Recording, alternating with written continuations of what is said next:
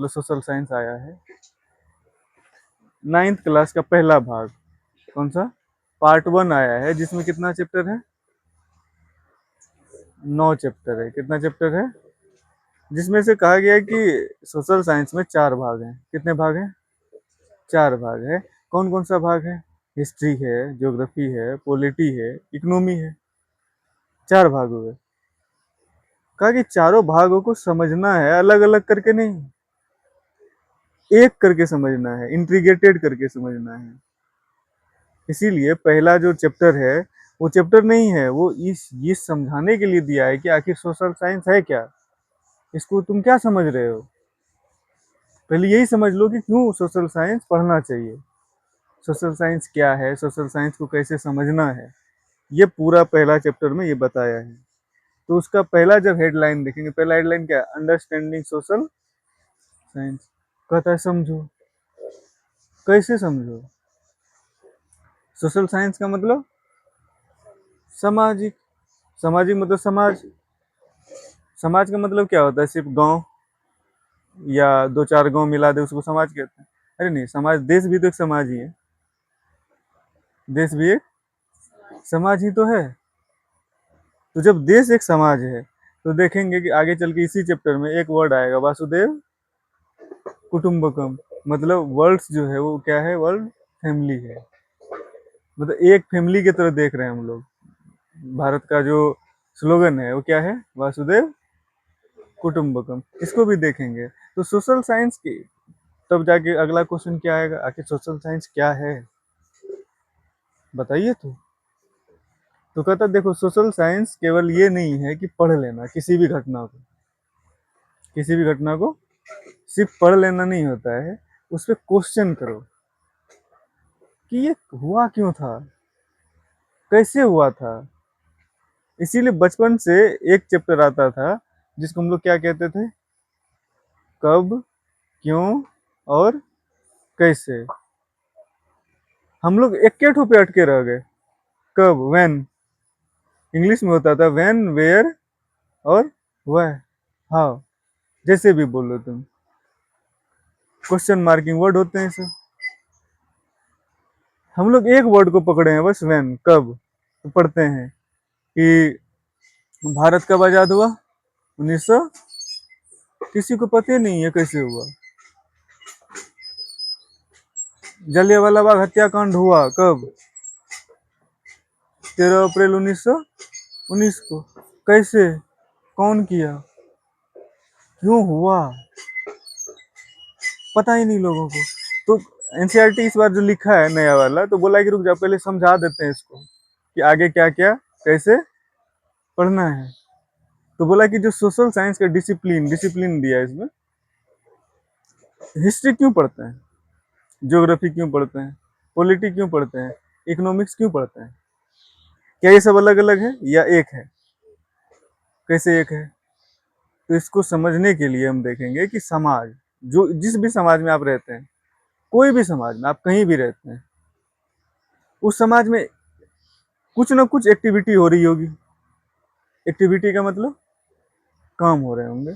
कौन सा काम होगा? पैसे से रिलेटेड काम हो रहे होंगे, कुछ खरीदा जा रहा होगा, कुछ बेचा जा रहा होगा। तो इकोनॉमिक्स आ रही है। क्या आ रही है वहां पे? इकोनॉमिक्स आ रहा है। तुम देखो ना, ऐसा कौन सा इंसान होगा जिसको नहीं पता होगा कि इकोनॉमिक्स, अर्थशास्त्र, अर्थशास्त्र, इकोनॉमिक्स, इकोनॉमिक्स, ये तो लोग सब यूज करता है। पैसा तुम लोग भी यूज करती है ना, हम लोग भी यूज करते हैं। तो पैसा जो कमाना है और जो खर्च करना है, ये कहाँ हम पढ़ेंगे, कहाँ समझेंगे कि देश पैसा कहाँ से कमाती है और देश पैसा कहाँ पे खर्चा करती है। इसको समझने के लिए क्या पढ़ना पड़ेगा? इकोनॉमिक्स। मतलब आगे चल के पढ़ेगी जीडीपी, जीएनपी, है ना, ये सब पढ़ेगी आगे। तो उसको किस में पढ़ना है? इकोनॉमिक्स में पढ़ना है। लेकिन अब एक ही चीज तो नहीं होता कि सिर्फ खरीद बिक्री हो रहा है, और भी कुछ होता है। क्या होता है? राजनीति। देखना, हर एक आदमी बात कर रहा होगा, ये पार्टी वो पार्टी, है ना, हम बनेंगे नेता, हम बनेंगे प्रधानमंत्री। है ना? पावर की बात कर रहा होगा, संविधान की बात कर रहा होगा, उसको किस में पढ़ना है? राजनीति शास्त्र में। उसमें कोई किस में पढ़ना है? राजनीति शास्त्र, पॉलिटी। किसमें? राजनैतिक शास्त्र में। ठीक है, पॉलिटी हो गया। क्या यही दोनों चीज है और कुछ नहीं है? क्या है? अच्छा एक बात बताओ, जहाँ हम लोग रहते हैं, ये जो जमीन है और जिसमें हम लोग उपजाते हैं फसल, या जिस पे बिल्डिंग बनाए हुए हैं, जिस पे बिजनेस कर रहे हैं, ये क्या है? ज्योग्राफी ही तो है। क्या ये? अब मान लो कि जानवर का भी रहने का जगह है, इंसान के भी रहने की जगह है, तो अलग अलग जानवर और अलग अलग जो स्पीसीज है उसके रहने की जगह अलग अलग है। जैसे हम लोग पानी में नहीं रह सकते और मछली हम लोग के स्थान पे नहीं रह सकता, दोनों की जगह अलग अलग है। तो इंग्लिश में कह देते हैं इसको हैबिटेट। क्या कह देता है? हैबिटेट कह देता है। हम लोग हिंदी में क्या कह देते हैं? आवास स्थल। क्या कह देते हैं? हम लोग जहाँ रहते हैं, जहाँ खेती होती है, जहाँ पे हर चीज उपजाई जाती है, वो क्या है? ज्योग्राफी है। क्या है? ज्योग्राफी है। बताओ, इसमें क्या आ गया? भूगोल भी आ गया। क्या आ गया? भूगोल, ज्योग्राफी, भूगोल भी आ गई। और भी कुछ आएगी?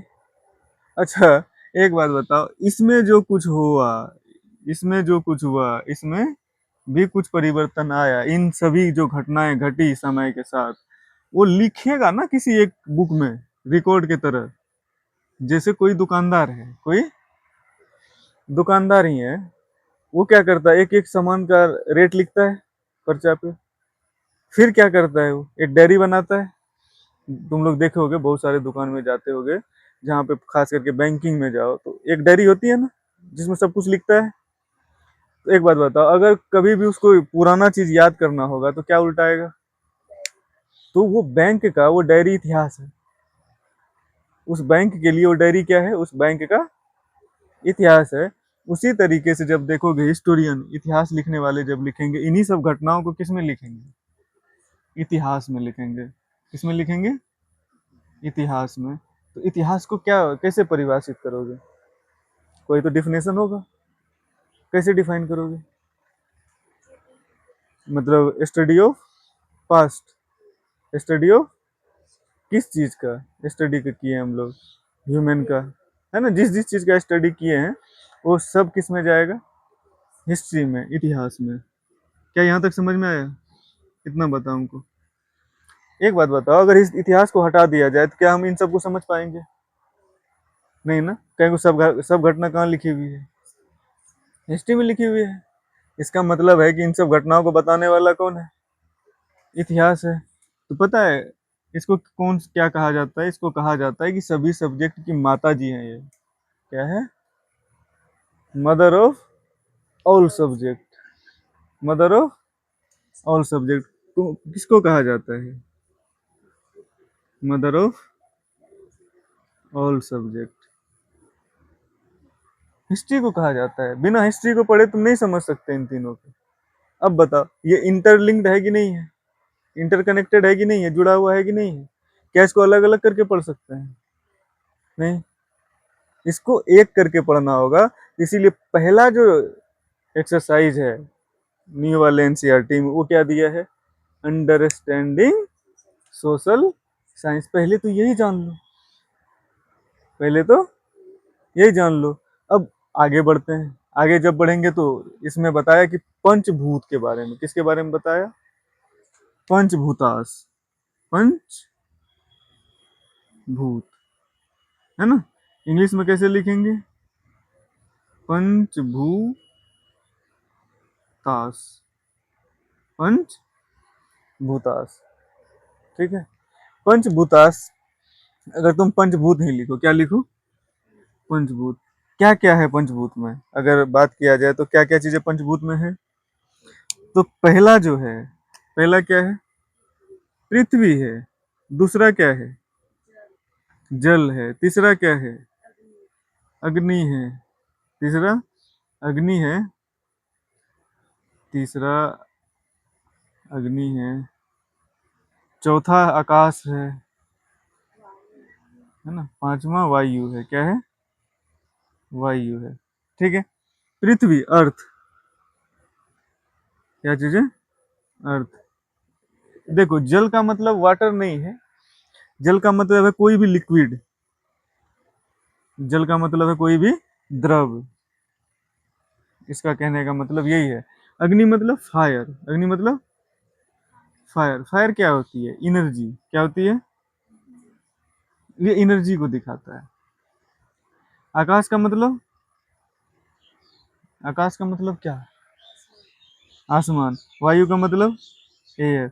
आकाश का मतलब है गैस, आकाश का मतलब क्या है, गैस, इसका मतलब गैस से है। अब जरा सा देखो, इस पूरे के पूरे ब्रह्मांड में यही पांचों चीज क्या होगी, पाई जाएगी हर जगह, हर जगह।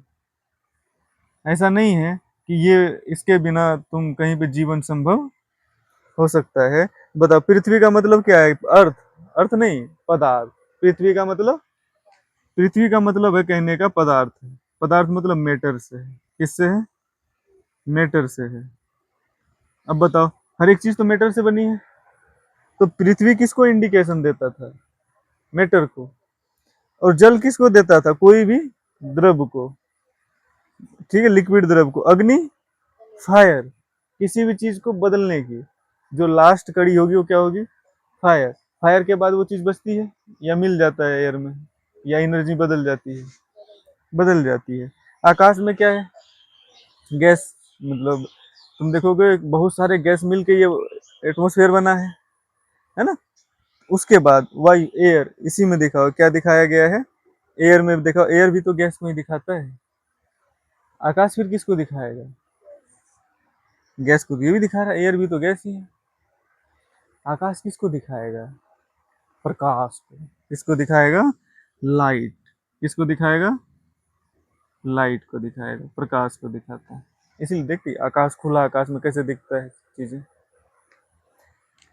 अब पंचभूत समझ गए, पंचभूत क्यों पढ़ाने पढ़ाने का कोशिश किया गया, क्योंकि देखोगे आज की साइंटिफिक भाषा में भी अगर इसकी चर्चा करते हैं तो ये पांचों हमको मिलता ही मिलता है। तो एनसीईआरटी चाहती थी कि बच्चा कम से कम अपना रूट, अपना देश में जो चीजें हैं अच्छी उसको जाने और समझने की कोशिश करे, इसीलिए पंचभूत के बारे में इसमें चर्चा की गई है।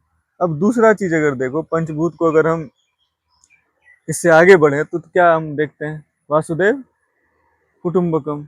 वासुदेव कुटुंबकम से क्या मतलब है, मतलब है कि वर्ल्ड जो है, वर्ल्ड जो है वो क्या है, एक फैमिली है, क्या है, एक परिवार है, दुनिया एक परिवार है। इधर जो G20 सम्मेलन हुआ था, है ना, उसमें भी यही था स्लोगन इसका। जो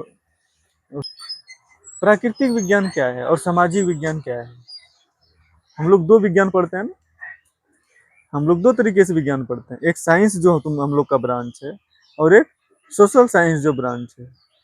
ये दोनों ब्रांच अलग अलग है ना। तो सामाजिक विज्ञान में तो हम ये सब चीज पढ़े हैं, सामाजिक विज्ञान में हम इन चीजों को पढ़े हैं। तो फिर प्राकृतिक विज्ञान में क्या पढ़ेंगे,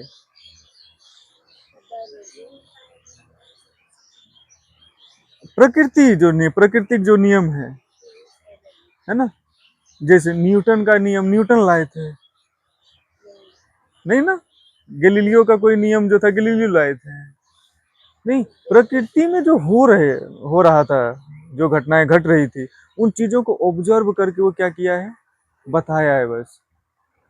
तो हमको अगर कोई भी फिजिकल चीजों के बारे में, भौतिक चीजों के बारे में जानना होगा तो कौन बताएगा, फिजिक्स बताएगा। कौन बताएगा, फिजिक्स बताएगा। अच्छा, लिविंग थिंग्स में जो घटनाएं घट रही होंगी, जैसे जीव में, इंसान में, जानवर में, शरीर के अंदर, ये कौन बताएगा घटना, बायोलॉजी। तो विज्ञान, प्रकृति विज्ञान क्या प्रकार का, दो, एक भौतिक और एक जैविक। कितने तरीके का, एक भौतिक और एक जैविक। क्या इसके अलावा भी इन चैप्टर में बताओ हमको कि इतिहास को लिखने वाले जो लोग होंगे कौन होंगे, इतिहास को लिखने वाले जो लोग होंगे, इतिहास को कैसे लिखे होंगे कि ये कैसे पता चला होगा कि ये उस समय का है, ये इतना साल पुराना है। जैसे आजकल खुदाई करते समय हड्डी मिल जाता है इंसान का या किसी भी चीज का, तो उसकी उम्र जांच करते हैं ना, कैसे जांच करते हैं? कार्बन 14 से। कैसे? C14 से। किससे जांच की जाती है?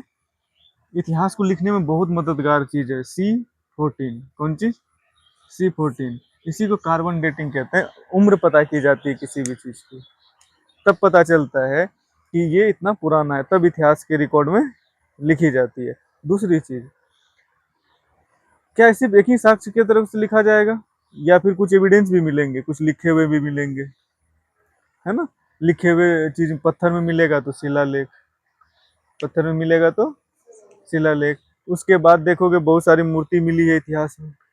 इंपेरियल एविडेंस की तरफ, इंपेरियल एविडेंस का मतलब क्या है कि कोई राजा महाराजा कुछ बनाया, है ना, वो मिला। उसके बाद देखोगे ताम्रपत्र, जो भी चीजें देखो, घड़ा मिला कहीं पे रिकॉर्ड मिला, है ना। तो हर चीज को देख के समझ के उसकी उम्र को पता लगाने के बाद तब जाके कहाँ लिखा जाता है उसको? हिस्ट्री में। कहाँ लिखी जाती है? हिस्ट्री में। तो क्या एक चीज पढ़ने से हमको सोशल साइंस समझ आ जाएगी? नहीं। क्या सोशल साइंस समझ के हम साइंस, इस दुनिया को समझ सकते हैं, साइंस की दुनिया को? नहीं। सोशल साइंस समझ के साइंस की दुनिया को कैसे समझेंगे? वो सामाजिक विज्ञान है और ये भौतिक विज्ञान है और जीव विज्ञान है। तो अलग कर दिया ना। पहला चैप्टर इसीलिए बताया कि देखो, सामाजिक विज्ञान में 4 सब्जेक्ट होते हैं और चारों इंटर लिंक्ड होते हैं। और जो साइंस होता है उसमें साइंस दो ही प्राकृतिक साइंस कितना प्रकार का होता है? 2 प्रकार का होता है। पहला कौन सा? भौतिक। दूसरा जैविक।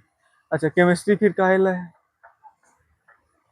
अगर भौतिक ही था, फिजिक्स ही था और जीव विज्ञान ही था, तो रसायन विज्ञान क्यों था? केमिस्ट्री क्यों था? केमिस्ट्री इसलिए है क्योंकि देखोगे कि बायोलॉजी में भी यूज होगा मेडिसिन बनाने में केमिस्ट्री, और फिजिक्स में भी यूज होगा। तो केमिस्ट्री कॉमन है ना। क्या जीव विज्ञान में मैथमेटिक्स है? ऑप्शनल रखना है तो रख लो, नहीं तो क्यों? ऐसा क्यों है? क्योंकि मैथमेटिक्स फिजिक्स में यूज होगा ही होगा, बायोलॉजी में यूज उतना नहीं होता है। इसीलिए मैथ, फिजिक्स को, फिजिक्स की जान कौन चीज है? मैथ है। साइंस तो एक ही तो है, फिजिक्स। साइंस तो, लेकिन अगर पढ़ते पढ़ते ज्यादा पढ़ लोगे, मान लो कि मैथ फिजिक्स ज्यादा पढ़ लिए, तब पता चलेगा कि फिजिक्स का भी ज्यादा वैल्यू नहीं है। किसका वैल्यू है? मैथमेटिक्स का। आगे चल के पढ़ोगे ज्योमेट्री, ट्रिग्नोमेट्री, यही सब मैथ रह जाएगा पीछे, सब कैलकुलेशन में काम आएगा। तब यूज कौन सा होगा? ज्योमेट्री और ट्रिग्नोमेट्री। नाइन्थ में क्या इंट्रोड्यूस करता है? 8 9 में ज्योमेट्री। 10th में क्या इंट्रोड्यूस करता है? ट्रिग्नोमेट्री। एक बात बताओ, बिना ज्योमेट्री को पढ़े ट्रिग्नोमेट्री समझा नहीं जा सकता है। इसीलिए यहाँ पे लोग को देखोगे कि बिना समझे रट्टा आधारित पढ़ाई पे क्या कर रहा होता है सब? मतलब रट्टा आधारित पढ़ाई से तुम समझ जाओगे, अरे इतना आसान, अरे इतना आसान होता तो एनसीईआरटी लिखती नहीं। एनसीईआरटी कभी, क्या एक चैप्टर लिखना पड़ता है उसको? ये समझाया हुआ है और हु, अरे पूछो। टीचर डिक्टेटर की तरह यहाँ पे लिखाता है और विद्यार्थी मुंडी नीचा करके रटना शुरू करता है, उसको लगता है यही पढ़ाई है। पढ़ाई वो नहीं है। पढ़ाई क्या है? जो तुमको समझ में रहे। पढ़ाई अगर समझ में नहीं है तो पढ़ाई कोई काम की नहीं होती है। तो पहला पता चला कि अब पहला चैप्टर लिखने का कारण क्या था, क्यों लिखा गया इस चैप्टर को। अब जब आगे पढ़ेंगे तब देखेंगे कि 2 2 चैप्टर हर एक सब्जेक्ट में दिया गया है 9th का पहला भाग में। तो आगे चल के उसको देखेंगे, है ना।